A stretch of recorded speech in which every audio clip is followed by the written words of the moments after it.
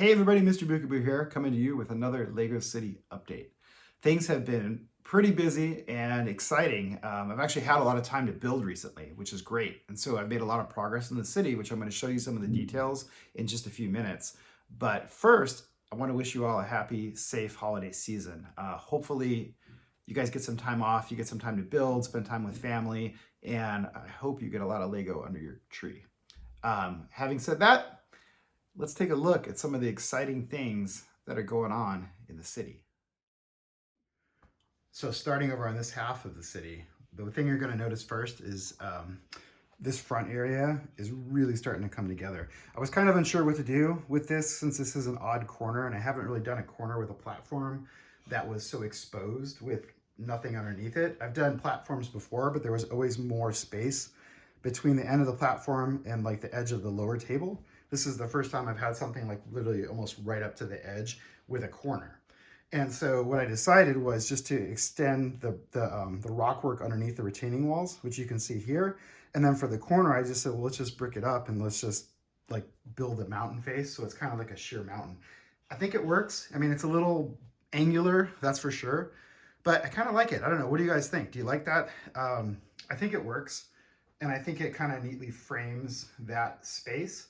The second part of this, though, is that if you look beyond that, you're going to see that this green area here is really starting to take shape. And also, I'm really excited about this area right over here. So we're going to take a closer look at that right now and see what's going on in this little corner. All right, so peeking over the treetops, you can see this area is kind of really starting to come together. I wasn't sure what to do here. I know I wanted greenery, and I know that I had to incorporate the turn in the road, which I've shown you guys before. If you get we'll get the high angle so you can see how that road turns there. So mind you, this is using those new road plates, which I'm a really big fan of for a lot of reasons. The problem, however, was the lack of curves.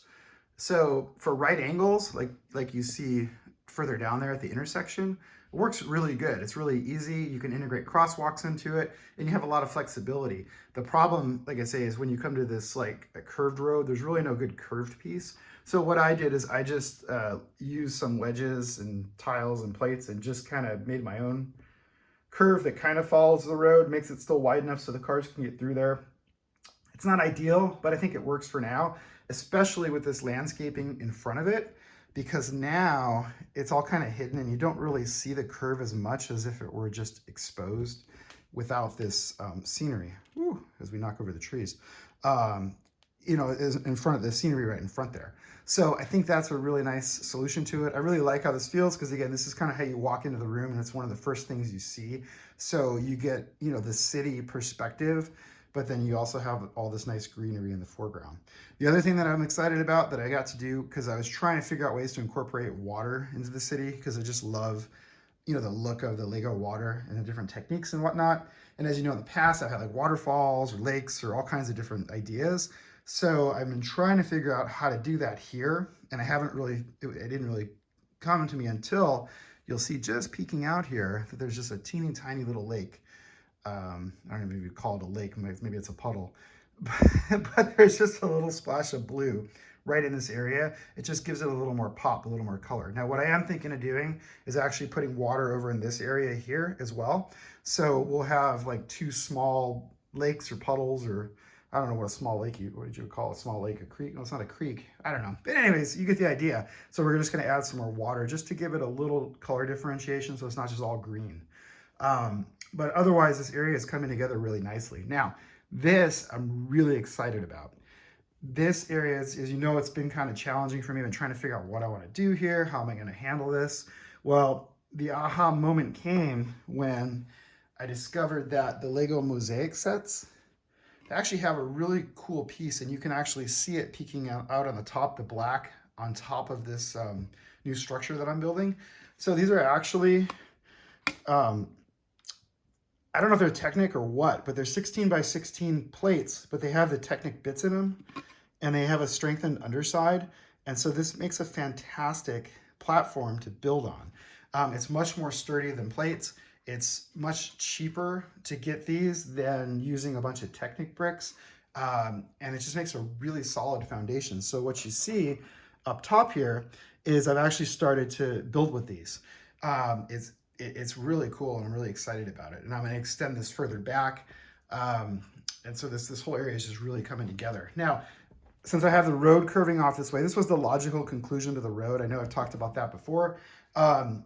You know, I initially had it maybe like under construction and just kind of ending, but that really bothered me. So I ended up doing just another tunnel.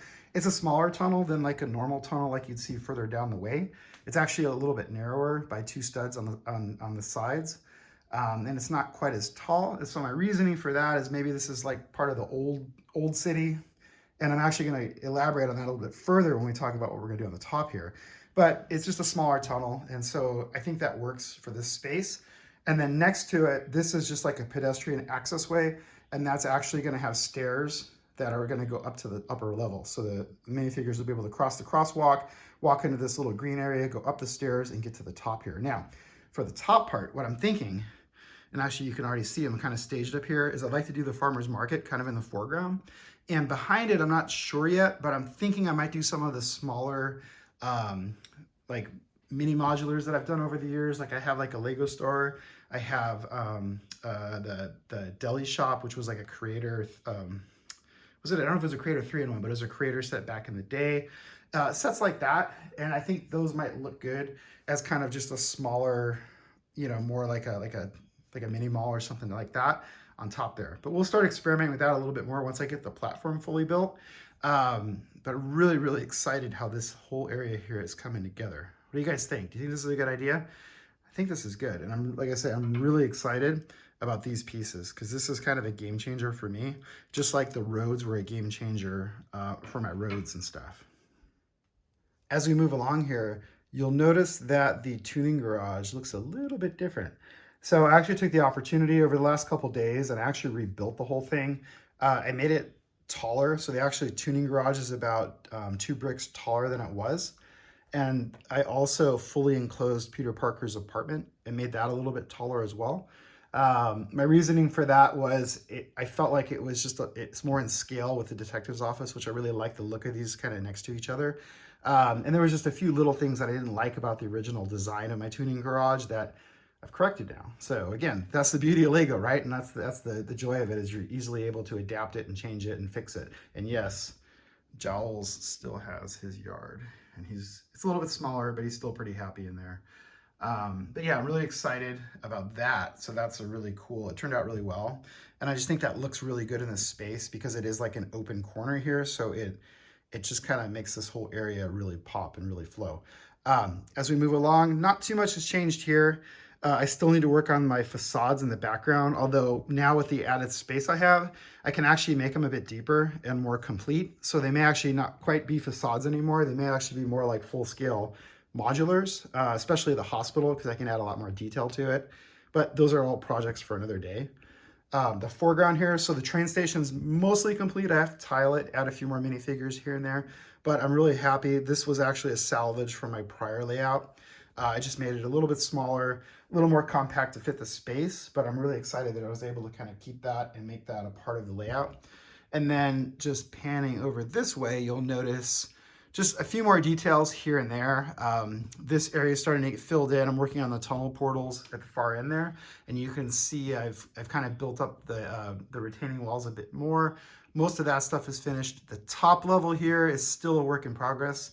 Still trying to figure out how I'm going to lay things out. And I know you guys are going to ask, so what am I going to do with a new hotel modular? First, let me say, I'm really excited for it. I think it's going to be great. It's really a different building, and I actually really, really like it next to the police station because I'm going to show you, because the police station has this awesome billboard that you can just barely see right now because I have it next to the fire brigade, but because of the open nature of the hotel on the side, it's really going to make that area pop, and it's going to make it so you can also see the nice little sand green outbuilding that's almost completely hidden unless you look at it straight on here. So I'm really excited to reconfigure that. But how am I going to do that? You're probably, wondering, what am I going to do? Well, the plan right now is to take the police station, put that where Green Grocer is, put the hotel where the Palace Cinema is, and Palace Cinema is probably going to go up where the Parisian is right now. And that'll kind of frame that, or possibly where the, I always forget the name of that modular. I don't know why. It's a mental block. the Grand Emporium, where the Grand Emporium is. So it might actually end up in one of those two spots. I think it'll still look good. I think it'll still pop, but I think the hotel is going to look really nice right here with the police station next to it, because it's really going to open up and really allow you to see a lot of the detail. So I don't know, what do you guys think? Have you guys thought about that, where you might be placing your police, or not your police station, the hotel with that? There's some interesting builds. There's some interesting alternate concepts too. You can see online kind of their design process and what they were thinking, and how they actually ultimately ended up with the design they did was with the police station in mind. So keeping all that in mind, I'm like pretty excited for that. As we can just pan up quickly here, and you can see more details of the city. You know, again, I'm just starting to fill in more detail. I'll show you the side angle of the back row modulars in a minute, and what I did there, which was also pretty creative solution to an issue I was having. But let's just spin over here real quick. So this area, I'm still debating, and this is where kind of my struggle is right now. I've cleared off the tabletop so I can like better plan and think.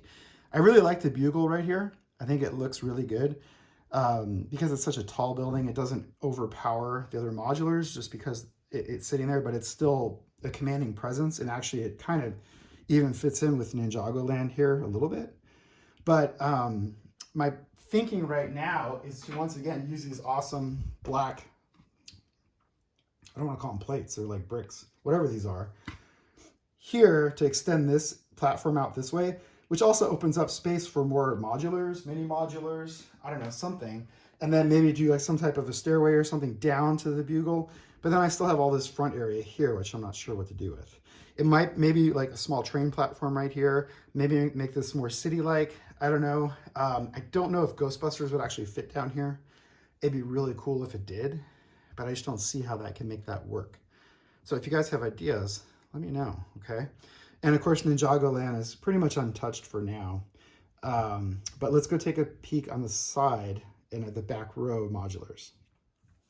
All right, so here we are on the side. And one thing I'm going to point out really quick. So this, you can kind of see right here how this is open and exposed and ugly. I'm starting to fix that. And I'll show you right here. So I went and bought a whole bunch of these panels. And the idea is I'm going to extend these all the way here and all the way here and up in here to just fill that in and kind of finish this off almost like as if it's a mountain. It'll flow into these mountain panels back here. And then you can see as I get up higher here, you can see so the mountain panels go all the way back. The cords for the modulars in the front, there's actually little cutouts in between each of these panels. These are 32 wide mountain facades. And so there's little cutouts for the wires, which all plug in on the back side here of the table. But also what I did is I actually widened this a little bit because I wasn't happy. I thought this was a little too close. So I added 2 more studs plus this like gutter right here.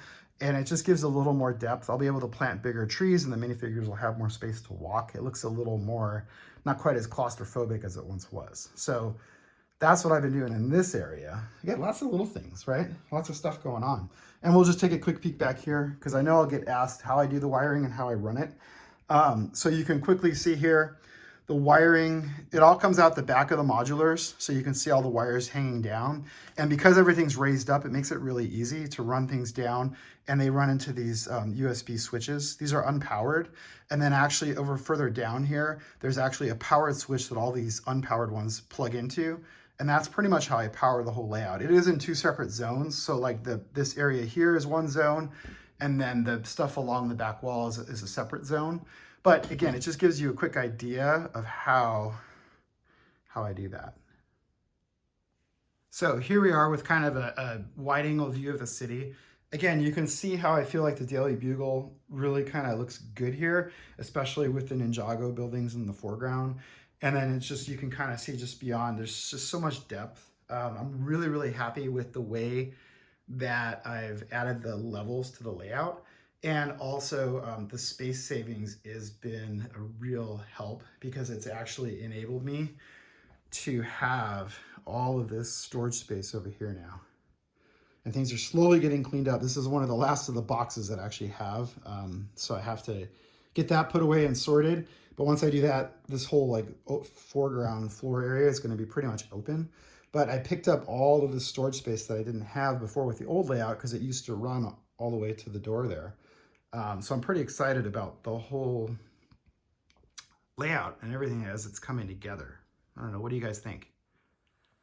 All right, so that's pretty much it. A lot of stuff going on, lots of little things, lots of little details, which I really love. I love planning the big layout and trying to figure out the whole overall, you know, how everything's gonna like come together and work together with, you know, the big picture stuff. But the little stuff is fun too, because you get to like really focus like on this area, like right in front of me, or not in front of me, but on the side of me right here that I'm pointing to you. This area just really makes it, it's just fun to work on little details and build a small little pond. That's what it is from earlier. It's not a lake, it's a pond. There we go, see? On that note, I will say goodbye for now.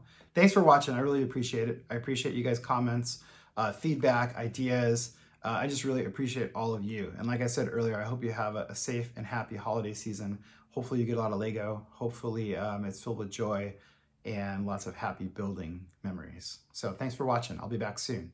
Bye.